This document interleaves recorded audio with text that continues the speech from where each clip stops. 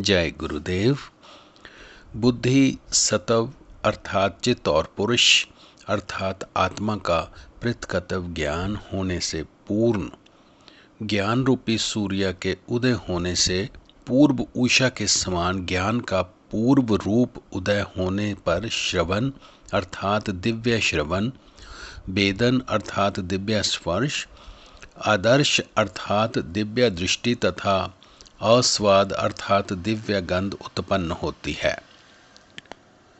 जब साधना में शक्ति की क्रियाओं ने इस प्रकार की स्थिति उत्पन्न हो जाती है तब योग दर्शन के प्रथम समाधिपाद के 35वें सूत्र में वर्णित विषयवती व प्रवृत्ति रूपपन्ना मनस स्थिति निवंदनी स्थिति आ जाती है। तब स्वयं ही चित्र वृत्ति दिव्य स्पर्श दिव्य रस इत्यादि पर एकाग्र होकर साधक के चित्त में उदय होने वाले विचार एवं वृत्तियों का निरोध हो जाता है।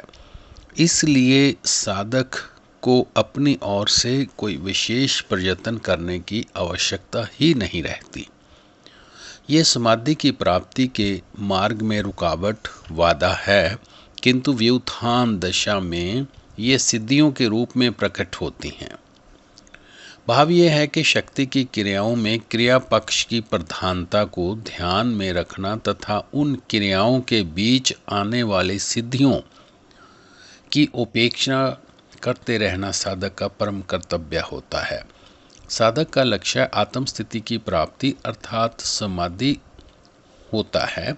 ये सिद्धियां समाधि की प्राप्ति में तनिक भी सहायक नहीं होती, अपितु विघ्न रूप ही होती हैं। किंतु इनका क्रिया पक्ष में जो स्वयमेव आता है वह महत्वपूर्ण एवं आवश्यक है,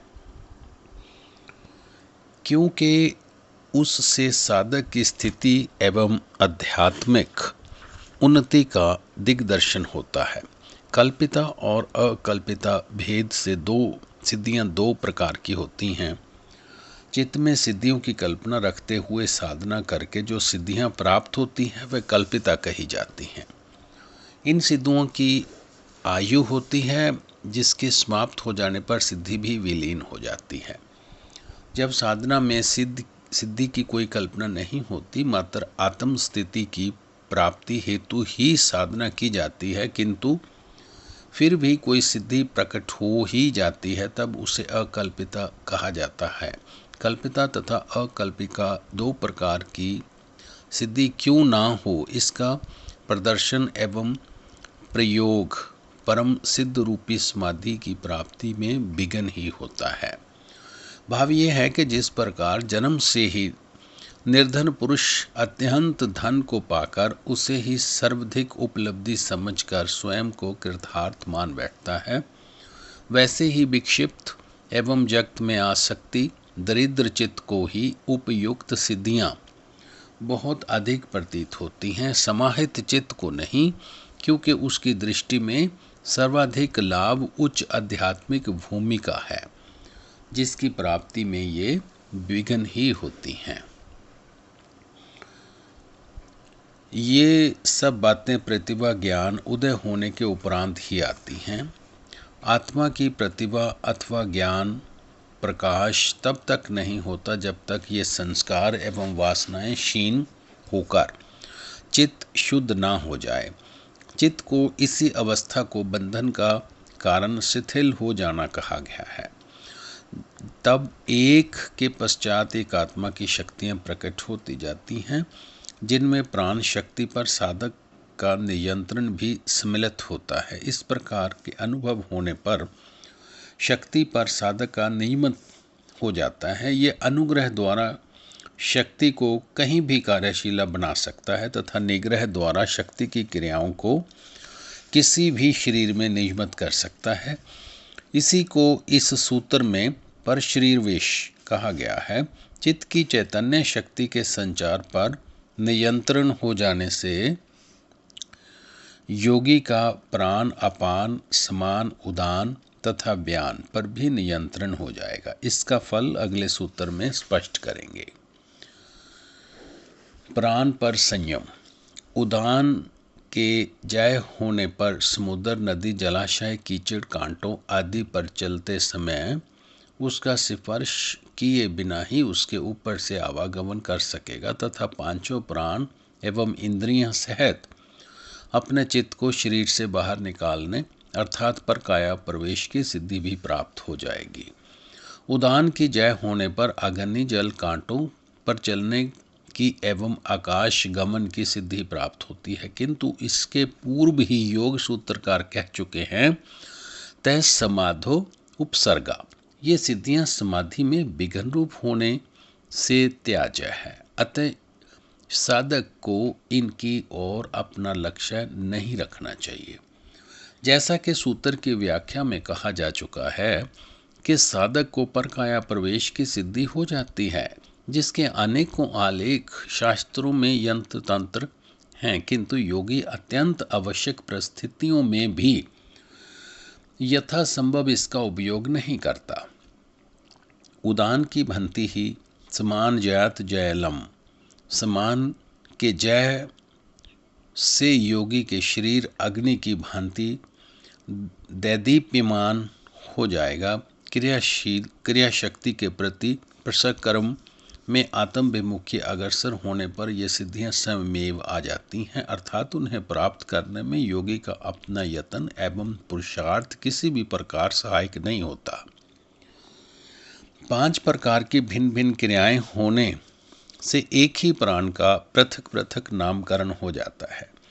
मुख एवं नासिका पर आवागमन करने वाली और नासिका के अग्रभाग में हृदय पर्यंत वर्तने वाली जीव की वृत्ति विशेष को प्राण कहा जाता है। खाए पिए अन्न जल के रसों को अपने अपने स्थानों में समान रूप से पहुंचाने वाली हृदय से नाभि पर्वत स्थित जीवनदायिनी शक्ति समान प्राण कही जाती है। इसी प्रकार मलमूत्र तथा गर्भ आदि को बाहर निकालने की सामर्थ्य युक्त नाभि से पांव तलवों पर्यंत बरतने वाली जीवनी शक्ति को अपान प्राण कहा जाता है। रस आदि को कंठ से ऊपर पहुंचाने तथा नासिका के अग्रभाग से सिर पर्यंत स्थिति वाले जीवन को उदान प्राण कहा जाता है। यह संपूर्ण शरीर में व्याप्त रहता है, इसे व्यान कहा जाता है। इन सब में प्रधान तो प्राण ही होता है, क्योंकि शरीर में प्राण का कार्य करना छोड़ देने पर शेष 4 प्राण भी उसके साथ ही अपना अपना कार्य बंद कर देते हैं। श्रवण इंद्रियां एवं आकाश के संबंध में संयम से कर्ण इंद्रियां दिव्य हो जाएंगी, अर्थात स्थूल कर्ण इंद्रियां के बिना ही शब्द सुना जा सकेगा। इस क्रिया का अर्थ ये है कि यदि एकाग्रता हो जाए तो वृत्ति निरोध स्वयमेव हो जाएगा। इस सूत्र में आकाश एवं श्रवणेन्द्रियां प्रतीतात्मक हैं, क्योंकि शेष चारों ज्ञान इंद्रियां के विषय में भी यही होता है। स्पर्श इंद्रियां एवं वायु के संबंध में संयम होने से दिव्य स्पर्श, चक्षु तथा प्रकाश के संबंध में संयम हो जाने से दिव्य दृष्टि, रसनेन्द्रियां एवं जल के संबंध में संयम हो जाने से दिव्य रसनेन्द्रियां तथा घ्राण और पृथ्वी के संबंध पर संयम से दिव्य घ्राणेन्द्रियां के अनुभव होने लगते हैं, अर्थात बाहर जगत के कोई भी शब्द, स्पर्श, प्रकाश, रस अथवा गंध ना होने पर भी सूक्ष्म इंद्रियों द्वारा अंतर में ही ये सभी होने लगते हैं। शरीर तथा आकाश के संबंध विषयक संयम होने पर शरीर धुनी हुई रुई के समान हल्का होकर आकाश गमन का सामर्थ्य हो जाती है। शरीर यहाँ भी होता है, वहीं सर्वत्र आकाश भी होता है। अवकाश के बिना शरीर की स्थिति असंभव है। अवकाश आकाश का धर्म है, अतः आकाश के साथ शरीर के संबंध पर योगी का स्व इच्छाधीन संयम होता है। तब योगी का शरीर भार रहित हो जाता है, वह बिना भीगे ही जल के ऊपर चल सकता है, सूर्य की किरणों में प्रवेश कर यथेच्छ विहार और आकाश गमन कर सकता है। परंतु योगी इन सिद्धियों को हे मानकर त्यागता रहता है। शरीर के बाहर शरीर की कल्पना अपेक्षा से रहित चित्त की वृत्ति को महाविदेहा नामक धारणा कहा जाता है, जिससे प्रकाश रूप बुद्धि को आवृत करने वाले क्लेश आदि का क्षय होता है। शरीर से बाहर किसी भी विषय विशेष में चित्त वृत्ति का तादात्म्य विदेह नामक धारणा है। ये धारणा कल्पिता एवं अकल्पिता दो प्रकार की कही जाती है।